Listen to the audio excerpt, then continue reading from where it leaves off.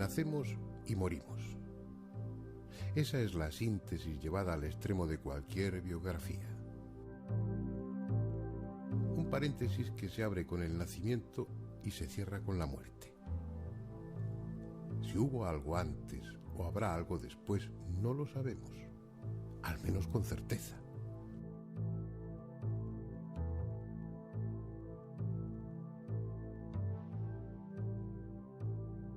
Dentro de ese espacio entre dos incógnitas transcurre nuestra existencia.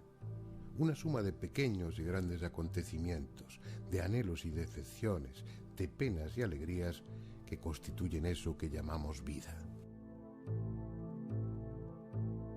El tema es hoy como siempre ha sido. No nos conformamos con vivir ese paréntesis. Nuestro conjunto de recuerdos, de experiencias, de sentimientos, nuestro yo, en suma, se niega a diluirse en la nada. Sin embargo, cada noche nos entregamos al sueño sin recelo. ¿Por qué no entregarnos igual a la muerte, a ese sueño sin ensueños? Algo en nuestro interior se revela ante esa idea. No queremos morir. No queremos atravesar esa drástica barrera por miedo a que después no haya nada. Si tuviéramos la seguridad de que, como muchos creen, la muerte es solo un tránsito a otra vida diferente, todo sería distinto. La pérdida de nuestros amigos y parientes sería solo temporal y viviríamos con el consuelo de un futuro reencuentro. Y respecto a nosotros mismos, el miedo se reduciría a la enfermedad o al dolor que nos lleven a esa frontera entre esta vida y la otra. Las religiones que hemos construido a lo largo de decenas de millares de años se basan en esa necesidad de trascender, pero la visión que nos ofrecieron y ofrecen del otro mundo está hecha a la conveniencia de las castas sacerdotales y de espaldas a la dignidad, incluso al sentido común. El objetivo no es otro que la vida después de la muerte quede condicionada a la sumisión, al cumplimiento de unas normas que según las circunstancias son mudables, incluso contradictorias. Cada cual es libre, o debiera serlo, de querer en lo que quiera. Por eso no vamos a ocuparnos del después desde un punto de vista religioso, entre otras razones porque ni siquiera estamos seguros de que ese después exista. Lo vamos a hacer desde toda la objetividad posible, no aportando pruebas, pero sí experiencias y testimonios de personas que parecen señalar que algo hay después de la muerte.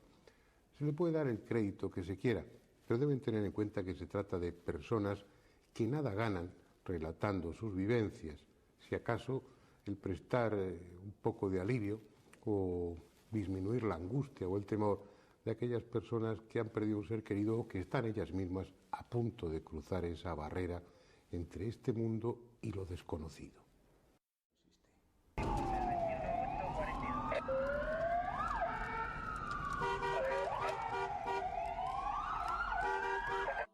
Las experiencias de personas que han estado clínicamente muertas durante unos segundos o unos minutos, o que se han encontrado en trance de muerte inminente, son ya populares.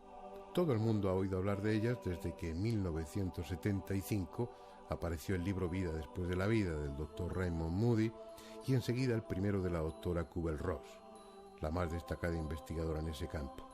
Ellos abrieron camino a innumerables libros que recogían experiencias similares. Personas que en esa frontera entre la vida y la muerte habían visto y sentido lo que es, o podría ser, la antesala del otro mundo. Vivencias en su mayor parte inefables, pero extraordinariamente hermosas para los que las han experimentado.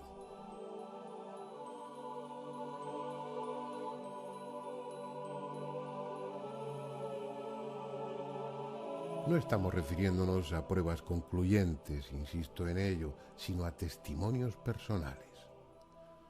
Puede que, como los materialistas sostienen, todo termine aquí, en un cementerio cualquiera, sin un después, y que experiencias como las que acabamos de escuchar solo sean alucinaciones consoladoras fabricadas por nuestro cerebro, aunque lo cierto es que muchos psiquiatras no compartimos esa explicación por considerarla ramplona y cargada de prejuicios. Dejémoslo en tablas por el momento y vayamos a otro tipo de testimonios, los más antiguos y populares, los que se refieren a fantasmas.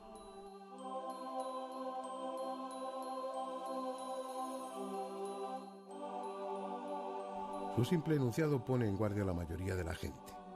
Se ha hecho tanta literatura con el tema, se les ha cargado con tintes tan siniestros, asociándolos a maldiciones, asesinatos o suicidios, y vinculándolos a viejas abadías, castillos sombríos y otros románticos escenarios, que la primera reacción es de escepticismo.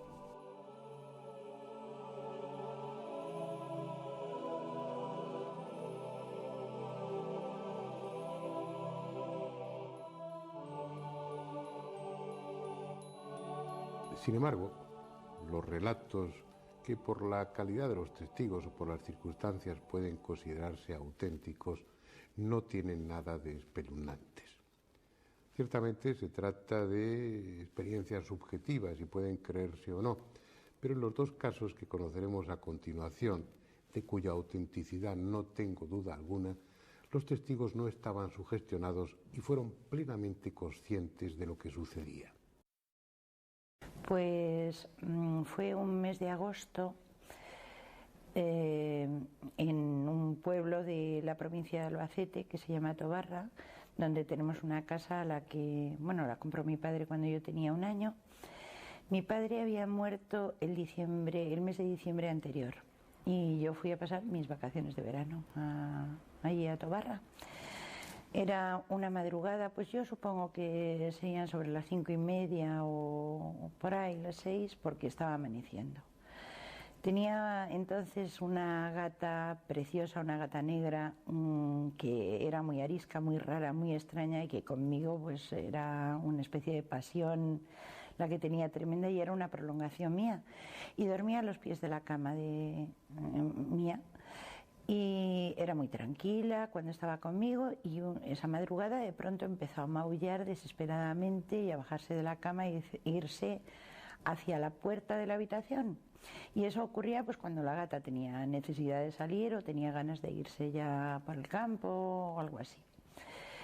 Y entonces, pues me bajé a regañadientes, desde luego, de la cama, bajé las escaleras, le abrí la puerta de la calle.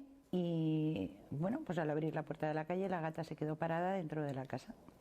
Entonces le empujé con el pie para que se fuera, la gata no me hizo caso, la cogí, la saqué, y cuando iba a cerrar la puerta, la gata entró y se subió las escaleras corriendo. Y pues nada, creo que me bebí un vaso de agua, creo recordar que me tomé un vaso de agua y subí pues absolutamente despejada, pero pensando que esas no eran horas decentes de levantarme, y me fui con la intención de a ver si podía dormirme. Entonces pues me tumbé en la cama, la gata se había subido a los pies de la cama, como siempre, y yo por norma cuando me tumbo en la cama cierro los ojos, no me quedo con los ojos abiertos. Cerré los ojos y de pronto vi a mi padre. Lo vi un poco sentado, pero el nivel donde estaba sentado era un poquitito más alto que el nivel de la cama.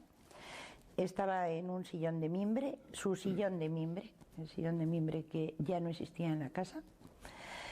Y entonces, pues, claro, inmediato, abrí los ojos. Abrí los ojos, seguía, y estaba mi padre, estaba más joven, más claro. Cuando le empiezas a ver, tienes los ojos cerrados. Sí. Los abres y sigues viéndole exactamente igual. Exactamente igual, es decir, como si la imagen, no sé, se estuviera formando en tu cerebro o la imagen, al no tener nada que ver con lo físico, tus párpados cerrados no fueran un obstáculo para que se viera, ¿no? No era un obstáculo, pero es que cuando yo le estaba viendo, mi padre no era una imagen diferente de cómo te estoy viendo a ti ahora. ¿Cómo lo viste? ¿En 3 dimensiones, tangible, como corpóreo? La sensación era absolutamente corpórea, no había nada de fantasmagórico en absoluto en él. Solamente que mi padre pues parecía que tenía unos años menos, que tenía, pues yo qué sé, la impresión era de unos 50 años y mi padre tenía casi 80 cuando falleció. ¿Y te dijo algo? Pues yo me lo quedé mirando y fíjate tú, sí le podía haber preguntado cosas, porque lo lógico y lo natural es que en una circunstancia así yo le hubiera preguntado, ¿qué hay después de esto? ¿Dónde estás? No, le pregunté, ¿qué quieres, papá? Y en ese momento me contestó, cederte el puesto. Y en ese momento empezaron a aparecer unos círculos alrededor de mi padre, círculos concéntricos que se fueron cerrando y desapareció la imagen de mi padre, totalmente. Y no sé qué me hizo mirar a la gata, tampoco sé lo que me hizo mirar a la gata, pero la gata estaba puesta, en vez de tumbada como cuando yo subí, estaba a 4 patas y estaba con todos los pelos de punta y las orejas absolutamente para atrás. No tienes ninguna duda, lo que viste fue a tu padre.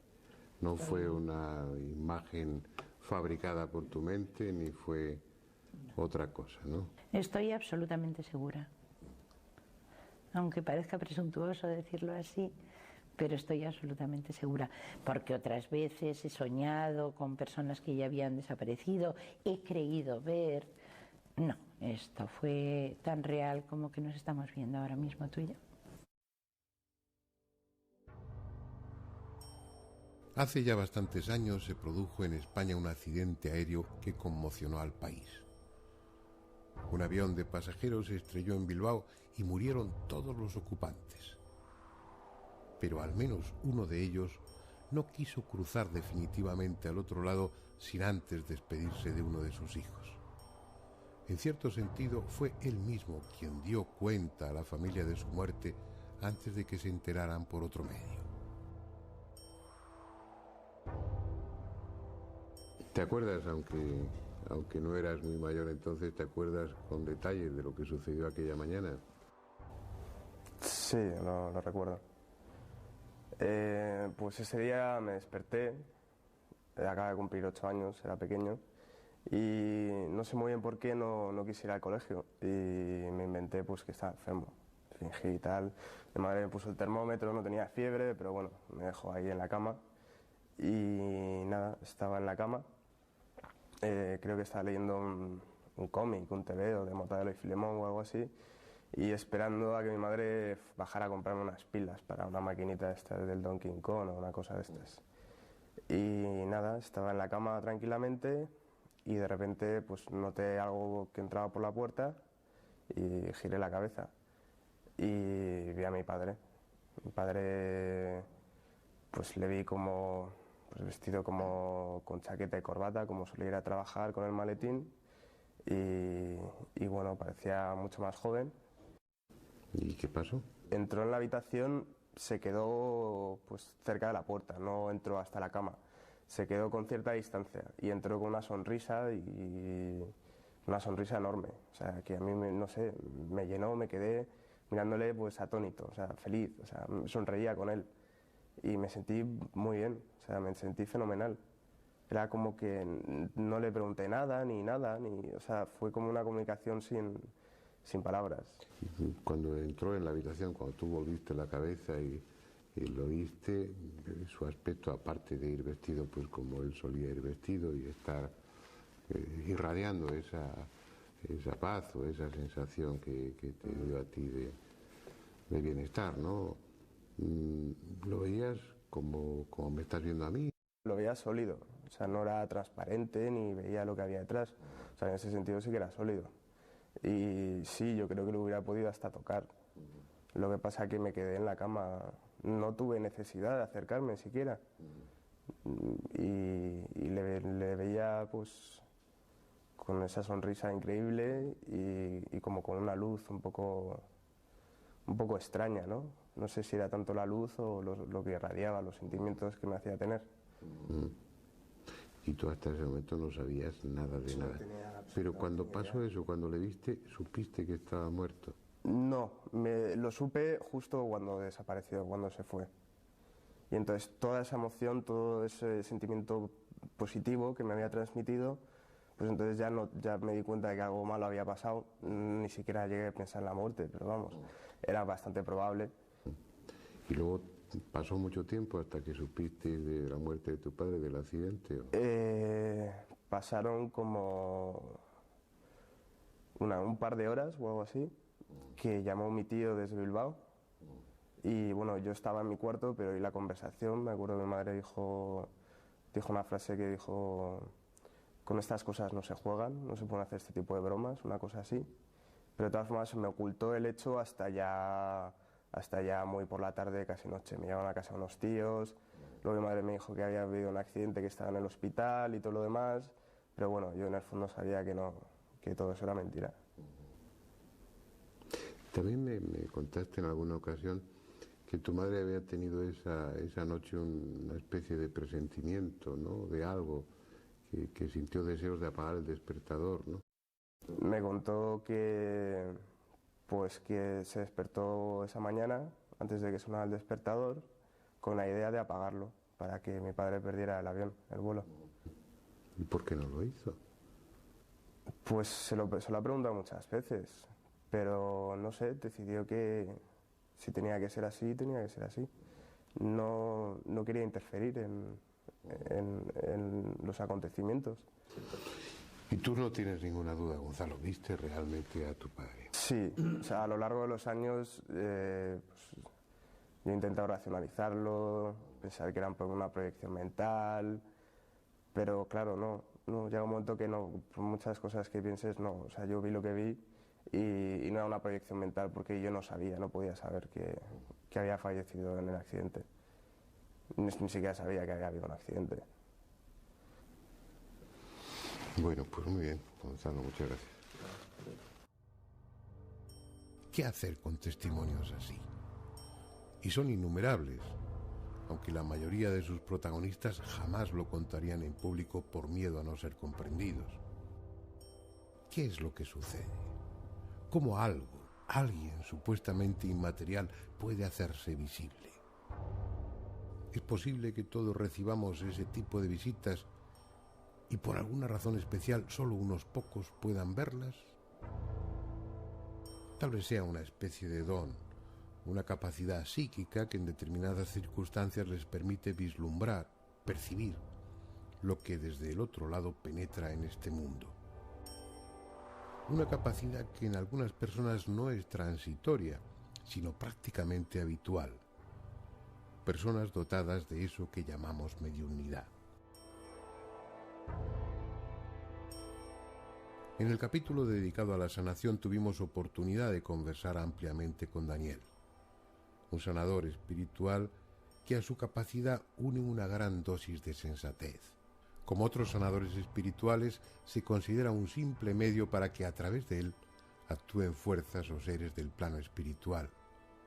Esa cualidad de medium le lleva también a recibir impresiones, incluso mensajes, de los familiares fallecidos de sus pacientes.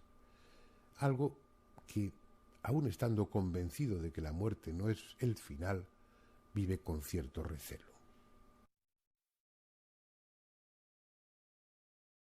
Daniel, seguimos abusando de ti.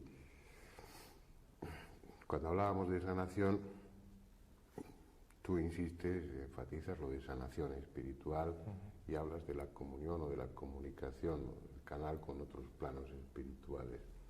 Pero también, como ya nos conocemos y hemos hablado en otras ocasiones, sé que tú mismo sirves de canal a veces para que se establezca una comunicación entre personas que han fallecido y sus familiares. Aparte de eso que nos lo vas a contar si te apetece, sí me importaría primero saber cuál es tu opinión. ¿Qué pasa después de la muerte? ¿Se acaba todo o se inicia una etapa diferente? No, para mí la muerte simplemente es un nuevo nacimiento, es el regreso al verdadero hogar.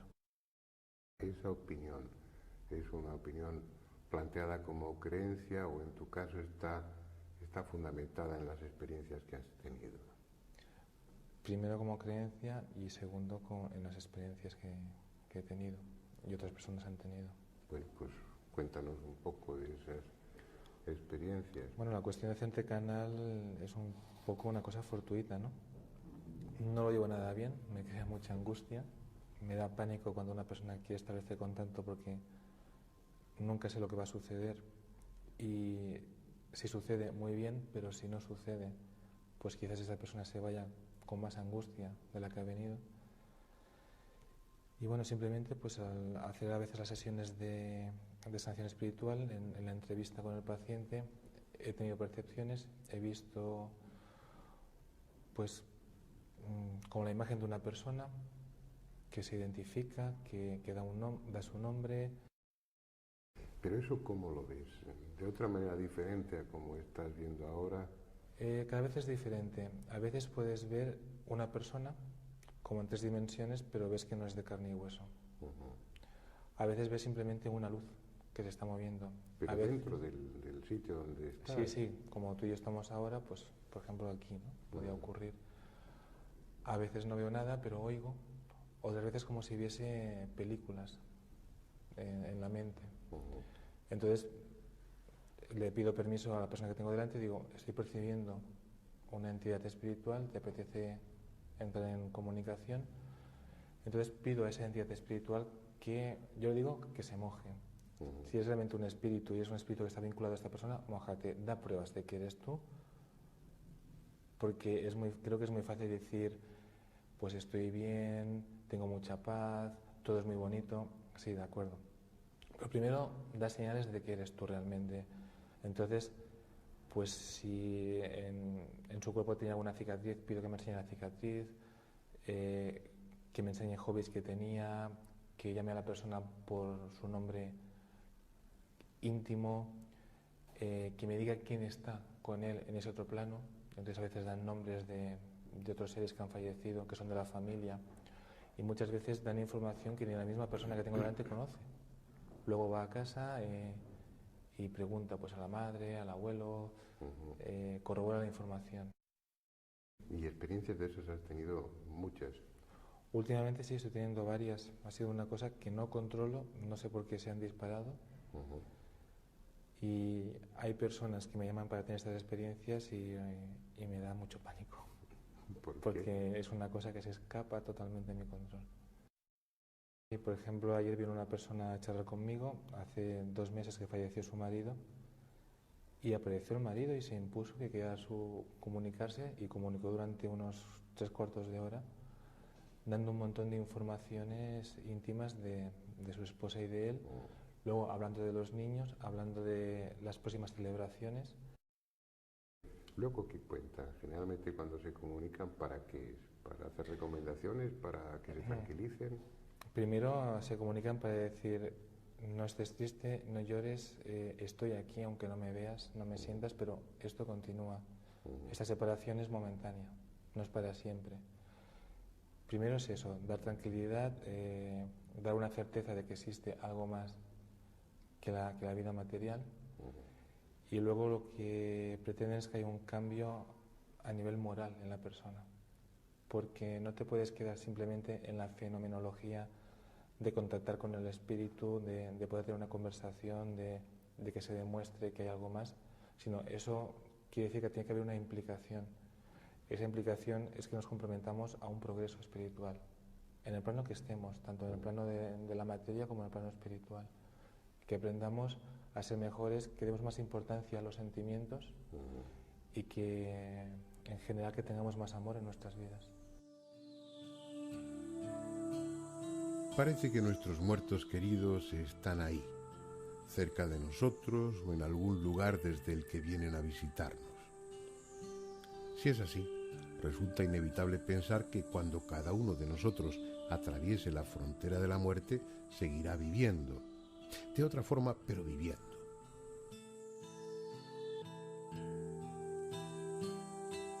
La cuestión ahora es que si la muerte no es el final, lógicamente el nacimiento no es el principio. Lo que es tanto como afirmar que antes de nacer en este mundo ya existíamos. ¿Pero dónde y haciendo qué? Miles de millones de personas están convencidas de que reencarnamos con la finalidad de aprender y así irnos perfeccionando espiritualmente.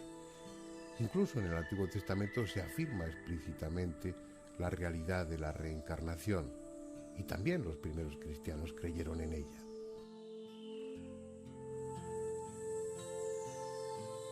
Apenas quedan unos minutos para hablar de ello. En otra ocasión lo haremos con detenimiento. Merece la pena, porque en estas últimas décadas la reencarnación ha experimentado un nuevo impulso. Y no desde el punto de vista religioso, sino desde el punto de vista psicológico. Cada vez son más los psicoterapeutas en Estados Unidos y en otros países que buscan la causa de trastornos psíquicos de sus pacientes en traumas experimentados en vidas anteriores. El medio, salvo en los contados casos en los que la persona recuerda espontáneamente secuencias de otras vidas, es siempre el mismo: la hipnosis regresiva. Sellados, pegados y descansa. 1, 2, 3, azul, descansa. Descansa. Denostada en unas épocas y ensalzada en otras, el hecho es que la hipnosis se ha mostrado como un método eficaz de ayuda para muchos problemas psíquicos y psicosomáticos.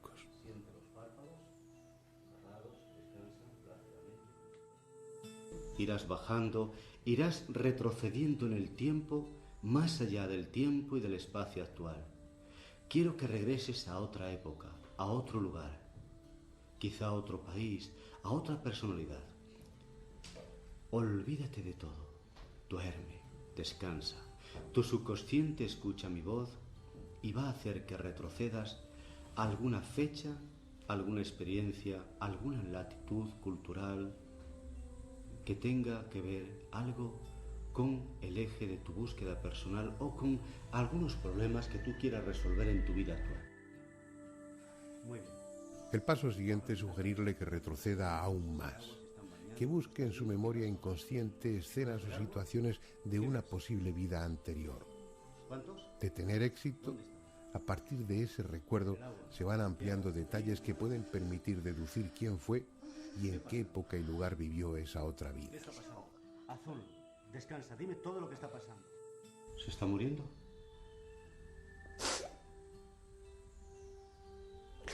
Que se muere. ¿Quién se muere? José. José. ¿Qué relación guardas tú con José? ¿Es algo tuyo? No, ¿No sabes quién es? no lo conozco. No lo conoces. Solamente sabes que lo estás viendo y que se está muriendo. Muy bien, dime. ¿Qué pasa? ¿Qué más? ¿Sucede algo ahora? Ahora ese niño que nos salve, por favor.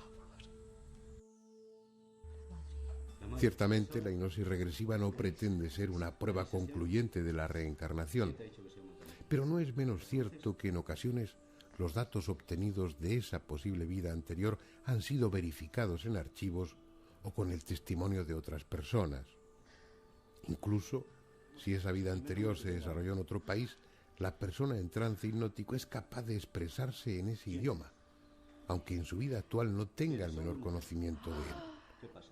Algo difícil de explicar si no se admite la hipótesis de la reencarnación. Bien, parece que ese paréntesis que se abre con el nacimiento y se cierra con la muerte es solo eso, un paréntesis. Es posible que hayamos vivido antes, y desde luego hay muchos datos y testimonios que indican que seguimos viviendo después. En todo caso, es algo que todos, absolutamente todos, sabremos cuando llegue ese momento. Entretanto, creemos que hay razones suficientes para no esperarlo con temor y sí con esperanza.